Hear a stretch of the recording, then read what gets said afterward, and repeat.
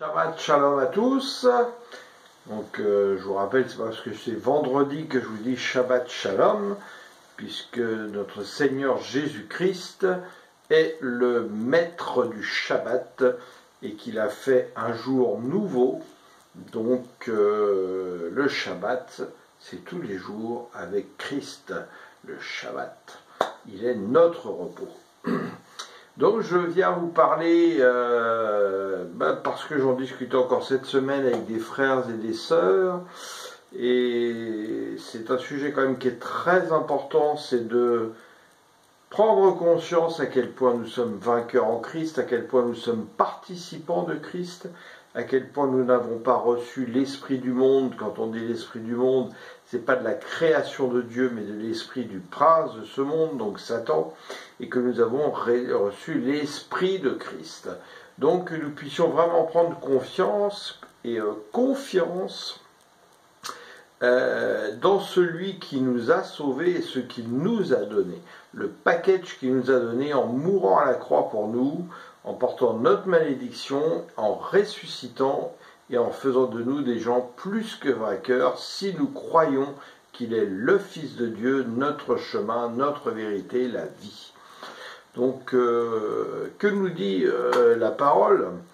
En Jean 14, elle nous dit je ne parlerai plus guère, c'est le Christ qui parle avec vous, car le prince du monde vient, il n'a rien en moi.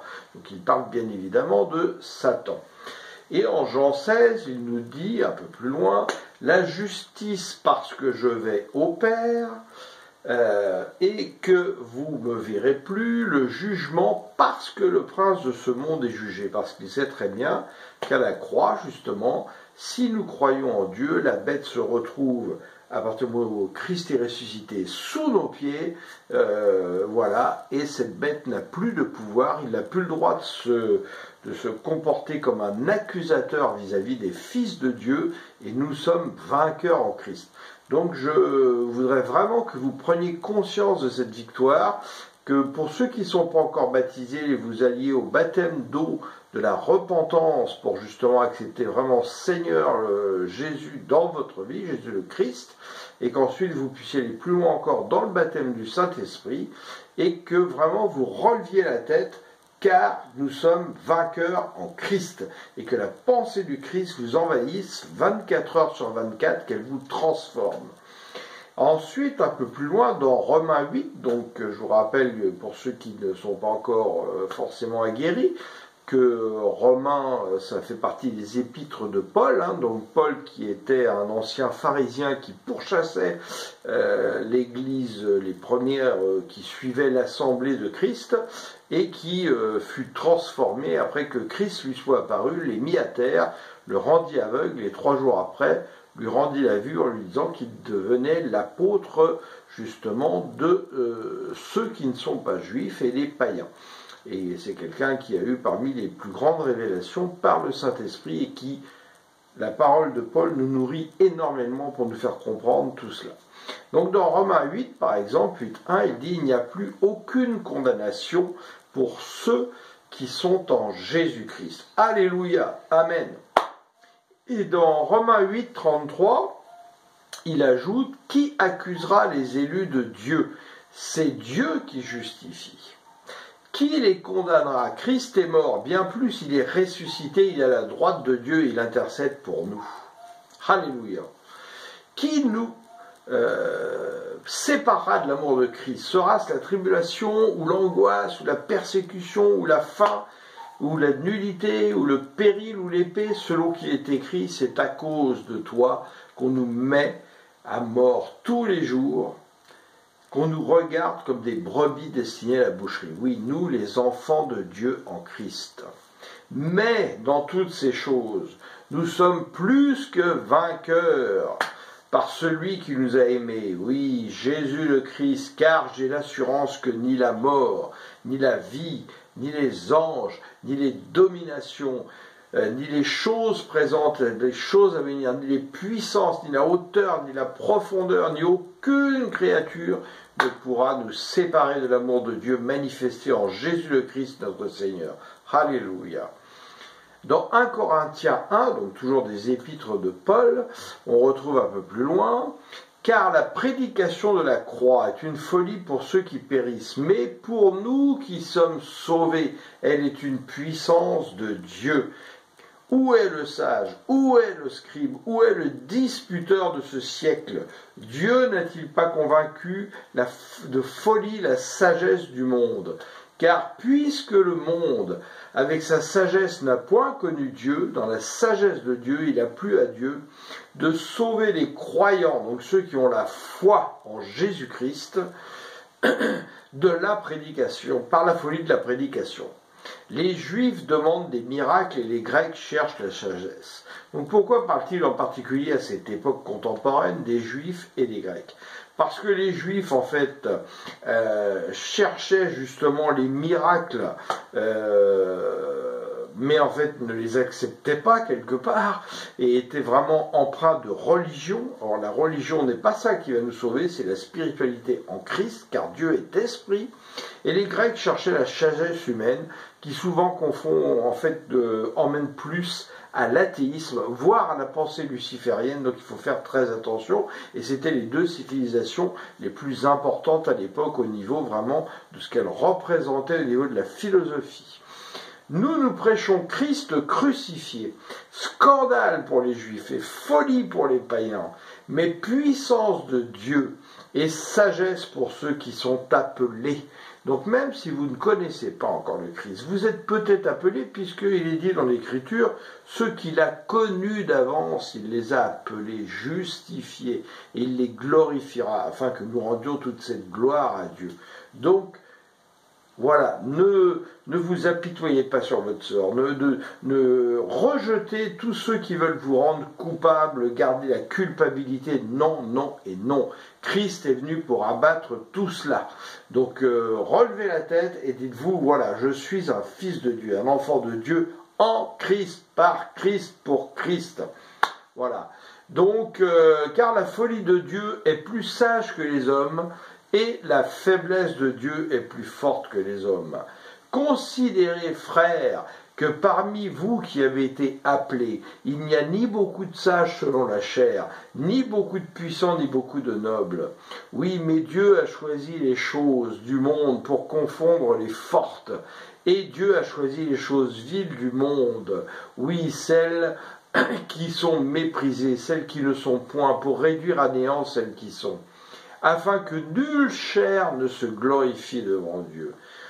Or, c'est par lui que vous êtes en Jésus-Christ, lequel par Dieu a été fait pour nous sagesse, justice et sanctification et rédemption, afin, comme il est écrit, que celui qui se glorifie dans le Seigneur, notre Seigneur Jésus le Christ.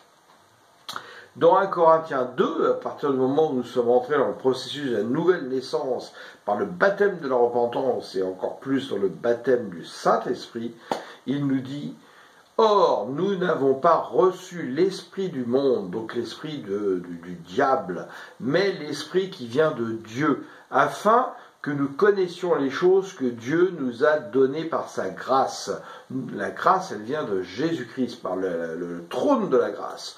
Or, nous en parlons non avec des discours qu'enseigne la sagesse humaine, mais avec ceux qu'enseigne l'Esprit, par le Saint-Esprit, employant un langage spirituel pour les choses spirituelles. Voilà à quoi nous sommes amenés, les choses spirituelles. Je le répète, la religion ne sauvera personne. C'est l'Esprit de Dieu, et Dieu est Esprit, et l'Esprit du Christ, par le Saint-Esprit, la puissance de la pensée de Christ. Car elles sont une folie pour lui, et il ne peut les connaître. Oui, car l'homme animal ne reçoit pas les choses de l'Esprit de Dieu. Donc nous devons passer de l'âme animale à l'homme spirituel, parce que c'est spirituellement qu'on en juge. L'homme spirituel, au contraire, juge de tout, et il n'est lui-même pas jugé. Il ne peut l'être par personne, car celui qui a connu la pensée du Seigneur pour l'instruire, qui a connu cette pensée? Nous avons la pensée de Christ. Voilà dans quoi nous devons grandir, la pensée de Christ, qui vient de l'éternité par le Père. Avant même que toute chose ait été faite, Dieu avait déjà la pensée de Christ, pour ceux justement qu'il a connus d'avance. Oui, nous, les croyants par la foi, les héritiers du père de la foi, Abraham, de la promesse qui a été faite à Abraham.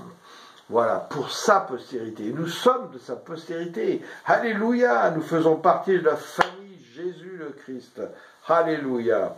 Dans 2 Corinthiens 5,16, il rajoute bien sûr, ainsi dès maintenant, si nous ne connaissons plus personne selon la chair, et si nous avons connu Christ selon la chair, donc Jésus de Nazareth, maintenant nous ne le connaissons plus de cette manière, puisqu'il est ressuscité et élevé vers le Père, et qu'il est justement, il nous souffle l'Esprit Saint pour nous emmener à grandir dans sa stature, dans sa pensée. Donc si quelqu'un est en Christ, il est devenu une nouvelle créature. Oui, les choses anciennes sont passées, toutes choses sont devenues nouvelles en Christ. Et nous avons reçu par Dieu le pouvoir de réconcilier le monde avec Dieu par le Christ. Oui, ce qui nous est rajouté dans Timothée, c'est-à-dire que Christ est le seul médiateur entre les hommes et Dieu, choisi par la volonté de Dieu. Et nous avons reçu donc ce mandat de devenir les ambassadeurs et les imitateurs de Christ pour réconcilier le monde avec Dieu. C'est pourquoi nous devons témoigner de Jésus-Christ et ne pas avoir honte de témoigner de Jésus-Christ.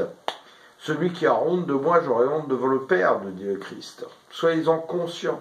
Prenez votre courage à deux mains. Vous allez voir qu'en plus, aujourd'hui, là, en 2022, beaucoup de gens, par rapport à tout ce qui s'est passé dans ces 10, 20 dernières années, où ceux qui dirigent le monde, et malheureusement très souvent servent le prince de ce monde, sont devenus tellement orgueilleux, arrogants, sûrs d'eux, qu'en fait, les gens ont ouvert les yeux, beaucoup ont ouvert les yeux, et aujourd'hui, ils ne demandent qu'une seule chose. S'il y a toute cette chose qui est vile, mauvaise, c'est qu'il y a autre chose de l'autre côté. Eh bien oui, c'est Christ.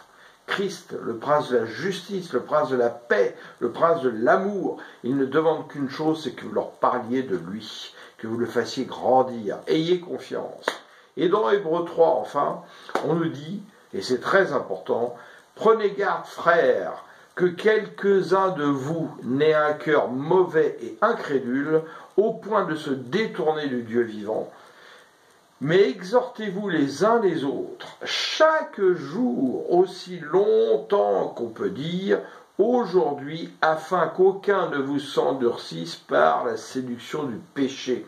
Car nous sommes devenus participants de Christ, pourvu que nous retenions fermement jusqu'à la fin l'assurance que nous avions au commencement, quand nous avons connu justement, que nous avons été appelés et que nous avons cru en Jésus le Christ, notre Seigneur, pendant qu'il est dit, aujourd'hui, si vous entendez sa voix, n'endurcissez pas vos cœurs, comme à l'époque de la révolte, c'est-à-dire quand les Juifs, alors qu'ils étaient libérés de l'Égypte, malgré que le Seigneur est venu les chercher, malgré que le rocher, donc Christ, leur donnait à boire dans le désert, ils se sont révoltés, préférant retourner au concombre et recréer un veau d'or plutôt que rendre toute la gloire à notre Seigneur. Alors voilà, je voudrais vraiment que vous gardiez ça à cœur et vraiment que vous releviez la tête, que vous teniez debout, ferme sur vos pieds, que vous considériez que si vous êtes né de nouveau et si vous n'êtes pas encore allé vers la nouvelle naissance, le Satan est sous vos pieds, il ne veut plus rien pour vous, contre vous, ni quoi que ce soit. Mangez le plus souvent possible, aller à la table du Seigneur pour manger sa chair, boire son sang, la communion avec Christ, afin qu'il vous remplisse, que Christ vive en vous, que ce ne soit plus vous qui viviez, mais Christ qui vit en vous. Et un enfant né de nouveau ne peut plus être possédé par Satan. Il peut avoir encore quelques obsessions, quelques oppressions, mais si Christ vous remplit de plus en plus, c'est terminé. Il n'y a plus de place pour tout ça, car c'est Christ qui prend le contrôle. Abandonnez-vous à Christ, laissez-le prendre la direction, laissez le Saint-Esprit de Dieu vous guider, qui soit vraiment votre GPS de tous les jours. Parlez-lui, demandez-lui conseil, et vous verrez que votre vie va totalement changer, et que les petits soucis du monde ne vont plus vous affecter comme ils vous affectent aujourd'hui, et faites attention de vous séparer de la distraction de ce monde, qui sont la distraction médiatique permanente, que ce soit dans les réseaux sociaux, la télévision. Vous êtes mis à part, donc mettez-vous à part, restez concentrés sur la parole, parce que la parole de Dieu est comme un sachet de thé qui est dans l'eau, ça transforme le goût de l'eau. Eh bien, la parole de Dieu va vous transformer comme un sachet à l'intérieur, elle va vous modifier, vous transformer, vous donner l'Esprit de Dieu, l'Esprit du Christ. Voilà ce que je voulais vous dire, vraiment, pour que vous preniez confiance en vous et que vous arrêtiez de vous culpabiliser. Non, non, non, il n'y a plus aucune condamnation pour ceux qui ont cru en Jésus-Christ et les enfants de Dieu. Alléluia, amen. Toute la gloire de notre Seigneur lui revient. Ô Père Tout-Puissant, au nom de Jésus-Christ, vraiment je te demande de prendre soin de tes enfants, de les faire grandir dans la pensée de Dieu en Christ et de nous conduire par ton Saint-Esprit. Merci Père, car je sais que quand je prie au nom de Jésus-Christ selon ta volonté, tu m'exauces toujours. Amen. Alléluia. Je vous aime.